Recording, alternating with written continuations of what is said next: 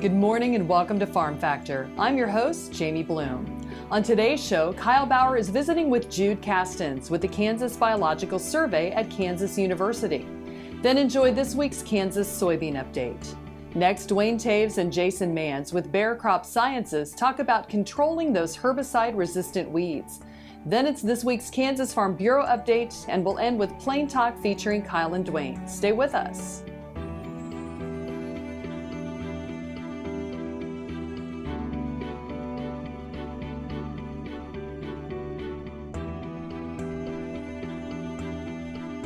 Closed captioning brought to you by Ag Promo Source. Together we grow.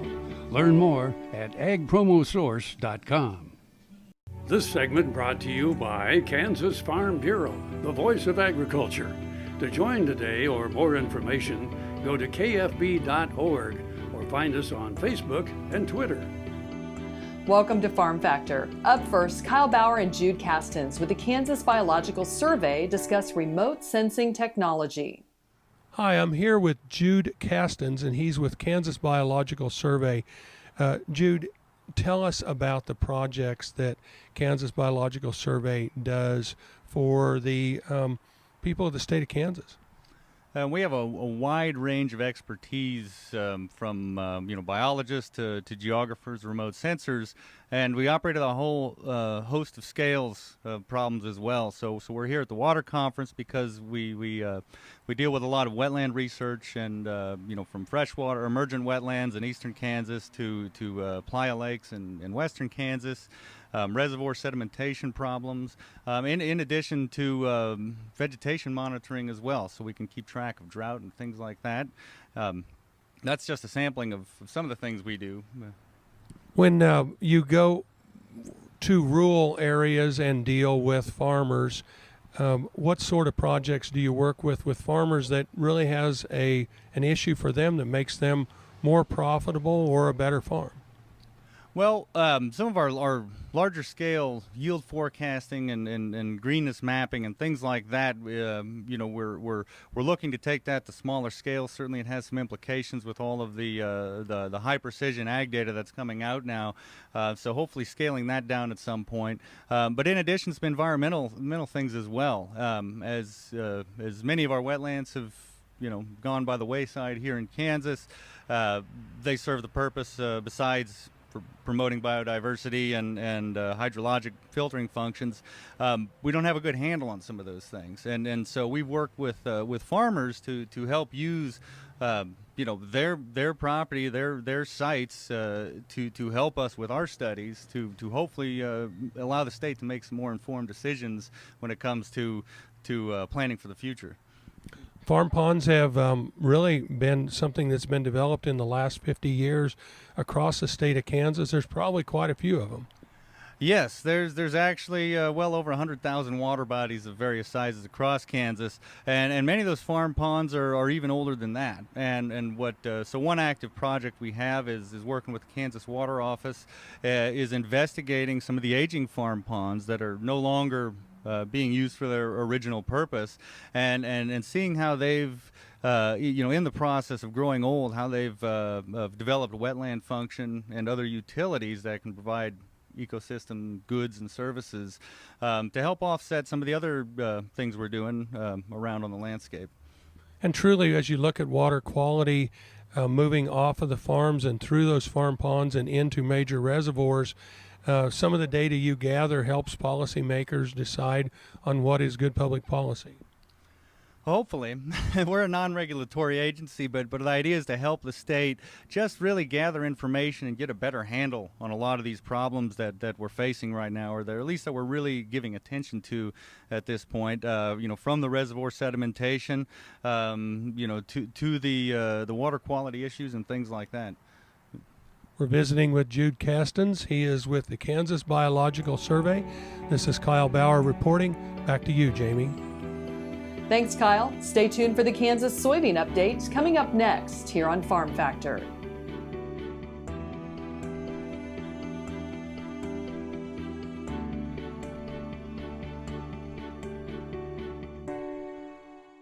Hi, Hi, I'm Kim Mandarin with Hearty Insurance. I'm here to help you with all of your farm and ranch needs. When it comes to protecting your operation and your family, you need a name you can trust at a price you can afford. Call me today or visit HartyAviationINS.com.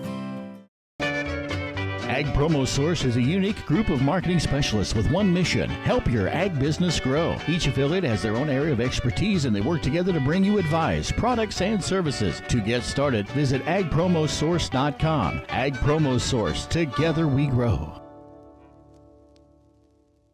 All over the country, more and more communities are making the change to biodiesel made from U.S. soybean oil. And the decision continues, improving the health and welfare for millions of Americans while adding billions to our national economy.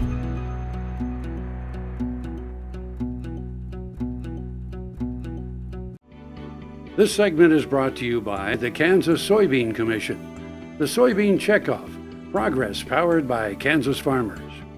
Welcome back to Farm Factor and the Kansas Soybean Update.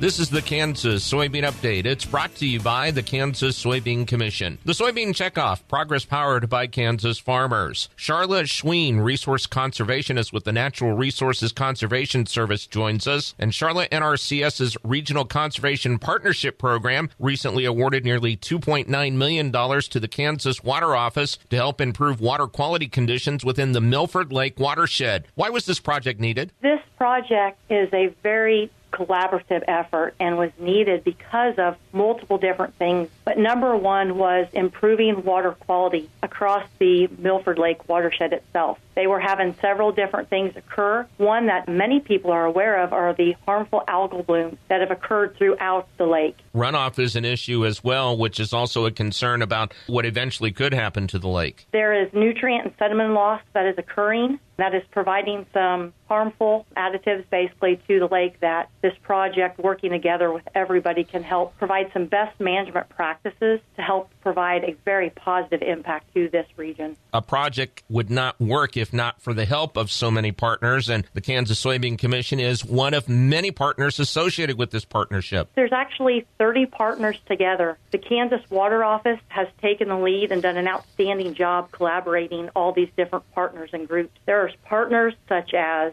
some local officials, some people that are right there on the lake, state, federal agencies, some of the utilities. And that is what is so great about the actual RCPP program. What it does is a comprehensive and flexible program that incorporates this diverse group of partners that can actually stretch and multiply the conservation investments to get this conservation goal on a watershed scale. There is numerous benefits that can occur. The water quality impact, not only in the watershed, upstream, downstream, but on the lake, reducing soil erosion and sedimentation off of the fields that contribute, as well as improving fish and wildlife habitat and soil health. One of the other things is just ensuring future agricultural production and sustainability across the watershed. The RCPP program actually uses a set of funding streams. In this project, they're actually going to use the EQIP financial funding stream. So that will provide several different financial assistance for different conservation activities and some of the best management practices that can actually help reduce some of the nutrient and sedimentation that is occurring through the watershed. That is Charlotte Schween, resource conservationist with the Natural Resources Conservation Service, who joins us on the Kansas Soybean Update. It's brought to you by the Kansas Soybean Commission. The Soybean Checkoff, progress powered by Kansas farmers. Learn more at kansassoybeans.org. For Kansas Soybeans, I'm Greg Akagi.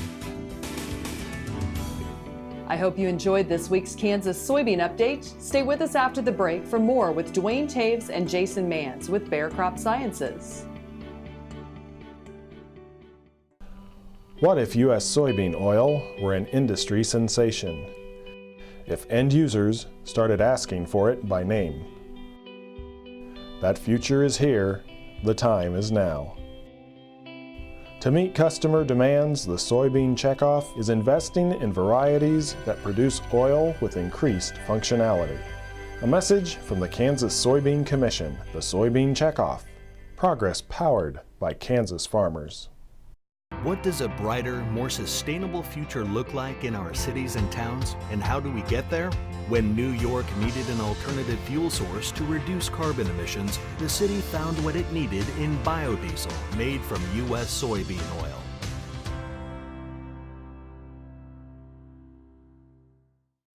Valley Vet Supply is devoted to providing information and professional quality products at reasonable prices. Valley Vet Supply. Summer is busy at Tarwater Farm and Home. We have just about everything you'll need for your summer projects, and we're consistently competitively priced. Tarwaters can help make your grass and garden grow. And we have a huge variety of equipment to cut it. If you have a farm, Tarwaters has the products and equipment to keep it going strong. And our expanded parking lot will make it even more convenient to shop. So come see us at Tarwater Farm and Home in Topeka. This segment brought to you by Sure Crop, liquid crop nutrition delivered right to your farm. We're back. Now Duane and Jason Manz discuss management and control of those annoying herbicide-resistant weeds. Duane Toews joining you once again with Ag AM in Kansas, and a chance to catch up with Bayer Crop Science, Jason Manz. Jason, we think about technologies and doing due diligence on our farms across the country. Weed resistance and dealing with difficult weed problems certainly has become very vogue in the last 5 years. That is true. Weed resistance has become a hot topic for the American farmers, not only today, but it's going to be in the future as well. Give us a little background on what led to some of these problems that growers are facing. We hear a lot of things out in the countryside about the number of different weeds that are becoming resistant to herbicides, and what's some of the background on why we end up in a position like that? You know, when you look at the weeds that, from a resistance standpoint, it's from potentially letting the weeds go to seed and not controlling them in the fields that you have today. From a corn soybean rotation, you could be allowing those to go to seed or applying a herbicide, and it's not the effective herbicide to control those weeds today. We think about some of those issues that growers from the Deep South all the way through the Corn Belt and into our area of Kansas as well. Specific weeds, pigweed and Palmer amaranth is one of the very first ones that became noted as being a problem. It appears that single mode of action and maybe getting a little bit lax on our herbicide control programs has put us in this position.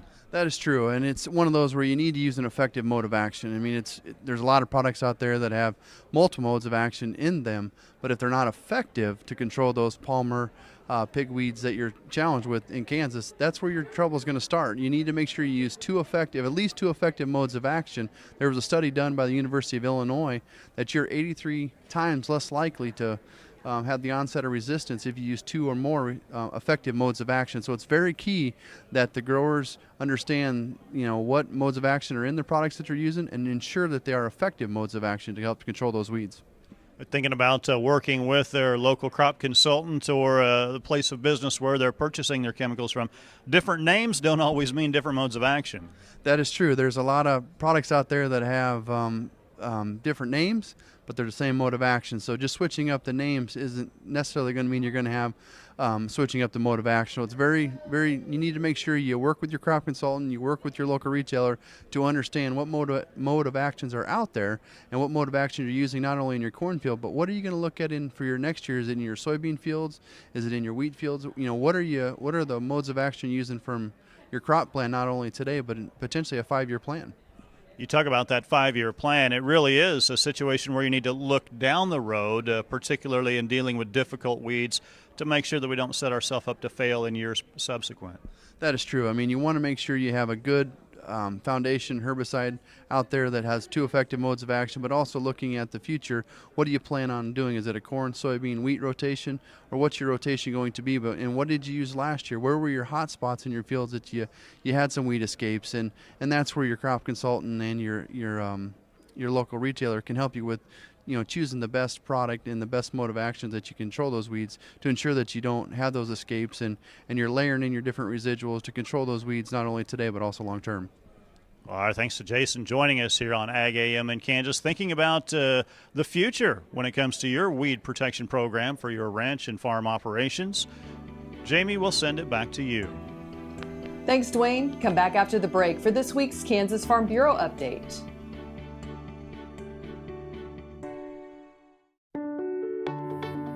Hello, I'm Dr. Frank Lyons from Kansas Regenerative Medicine Center here in Manhattan, Kansas. Daryl was one of our patients that we did about 7 months ago. I dug trees by hand for years and years and years. In the process, I wore out my rotator cuff. But when I learned about this process, I thought if there's a way to get rid of this pain, then I want to do it. So we did it, and it worked. I'm not going to go out and take trees with a shovel anymore, but I can do the things that I want to do now. Well, it's been very gratifying to help people with their painful joints and other entities, and it's been especially gratifying to be able to help people who I know and have worked with and known for many years.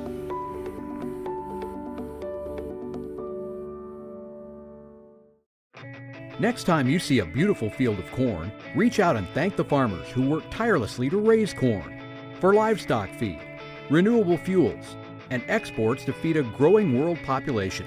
The farmers on the Kansas Corn Commission work for Kansas Corn with grower-funded checkoff dollars that support foreign and domestic market development, research, promotion, and education to expand opportunities for Kansas farmers. To learn more, visit kscorn.com. As fourth-generation farmers themselves, Heinen Brothers Ag Service understands the risk and rewards of farming. So when it comes to quality aerial and ground application, fertilizer, ag chemicals, and anhydrous ammonia, call Heinen Brothers Ag today, 800-760-4964. KFRM is one of the largest farm radio stations in the nation, dedicated to informing and entertaining rural listeners from northern Oklahoma to southwestern Nebraska. You can catch KFRM in many ways. Of course, 550 on the AM dial, streaming at kfrm.com, or on your smartphone by going to the TuneIn Radio app, or on Ag AM in Kansas on Tuesdays and Facebook every day of the week. KFRM, tune us in. You'll be glad you did. This segment brought to you by Kansas Farm Bureau, the voice of agriculture. To join today or more information, go to kfb.org or find us on Facebook and Twitter. Welcome back to Farm Factor and the Kansas Farm Bureau Update.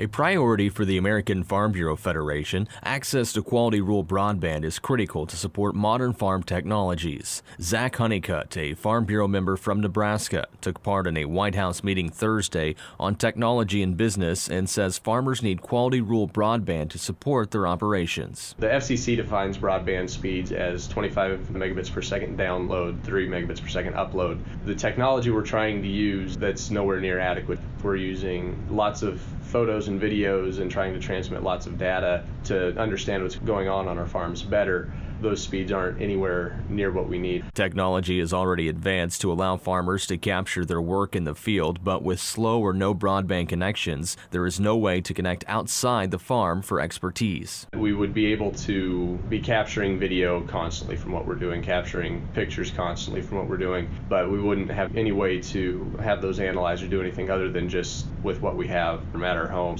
Being able to access cloud services, being able to access expertise off the farm just isn't an option with very big files. It creates a hurdle for analyzing the information we're able to capture. As agriculture technologies advance, Honeycutt says farmers and ranchers need access to quality broadband. As technology improves and improves, you're going to be able to pick out individual weeds out in fields and be able to scout for diseases. Obviously, we can do that now, but we can do it better with technology. But until we have ways to really move that data around in a quick and efficient manner, we're pretty limited in what we can do from that standpoint. Michael Clements, Washington. Stay with us. We'll be back after the break with Plain Talk. Sure Crop Fertilizers was started by my father, Don Sherman, and my mother, Shirley Sherman. Family business that started in the 80s. We predominantly focus on plant nutrients and what we can do to give growers better responses with the fertilizer dollars that they do, and what we can do to make those things work better for the grower. We're based out of Seneca, Kansas. We work with growers in their soil analysis to figure out what they need, and then we can put those in a blend that gives them the best results, and so that we can deliver that direct to their farm so that they have those nutrients where they need them, when they need them, and so that they can apply them in a manner that's very efficient to them and works well in their planting systems and what they're doing. Sure Crop Fertilizers has been around for a long time. We always say we're big enough to take care of everything you need, but yet we're small enough to do it quickly. You can get a hold of us at 1-800-635-4743. Our website is surecropfertilizers.com, and you can always email me at corey@surecropfertilizers.com, and with any questions you have, and we're glad to answer it and work with you. I'm Scott Thellman, and this is Juniper Hill Farms. Even though my parents weren't farmers, they bought this beautiful farm north of Lawrence in 1999. In 2010, I started growing vegetables on this land. Today, Juniper Hill Farms sells produce to wholesalers, grocers, and restaurants, and is focused on growing high-quality food that everyone can afford. Watch my story and the stories of other young Kansas food producers at kansaslivingmagazine.com/meetafarmer. With nearly 100 years of broadcasting excellence, Ren Radio is now live on the internet playing hit songs of the 50s, 60s, and 70s. Join Jack Diamond, Mac Collins, Les Glenn, Frankie C., Antonio Barber, Wings Callahan, and the real Don Steele for some of the best music ever recorded. Hear it at rendigitalmedia.com or get the Ren Oldies Radio app in Play Store or App Store, and tell Alexa, good times and great oldies on Ren Internet Radio. Hi, I'm Randy. And I'm Paul from PFI. We would like to personally invite you to stop by PFI, home of Boot Daddies. PFI is America's Western store, covering over 50,000 square feet. Over 25,000 boots. Visit Saddle City with the largest selection of saddles and tack anywhere. A huge selection of hats at Big Spur Hat Company in PFI Town. And choose from the best brands of clothing and accessories for the entire family. PFI, located on Highway 65 at the Battlefield exit in Springfield. And I'm not kidding. This segment brought to you by Kansas Corn. Learn more at kscorn.com. Welcome back. Now let's see what Kyle and Duane are up to on Plain Talk. Hi, this is Kyle Bauer with Plain Talk with the hacky Duane Toews. You know, it's hard being me. Sometimes it's harder than others. And it's hard being around you most of the time. Your fact or fiction question of the day, Kyle. A single mole, can dig a 300-foot tunnel in one night. Oh. Fact or fiction? Do they only work at night? Huh. I don't know. Never asked one. I didn't talk to moles. the mole union. Mole, or hate is such a strong word, but I hate moles. Huh. 300 feet. Well, I swear they'll do that in my yard. I'll go with true. That's what it says. I mean, they 300 feet? Oh, that's the length of a football field. Goal line to goal line. That's a good night. But, I mean, that's... And then if he's... Well, I think you get to measure all the curvies. You got to measure all the curves. It's as the mole flies. As the mole flies. There you go. Boy, I fight them terribly. Next to my house is an alfalfa field, and next to the backyard is a pasture. And when it gets hot and dry in the summer and those fields get hard... Yeah?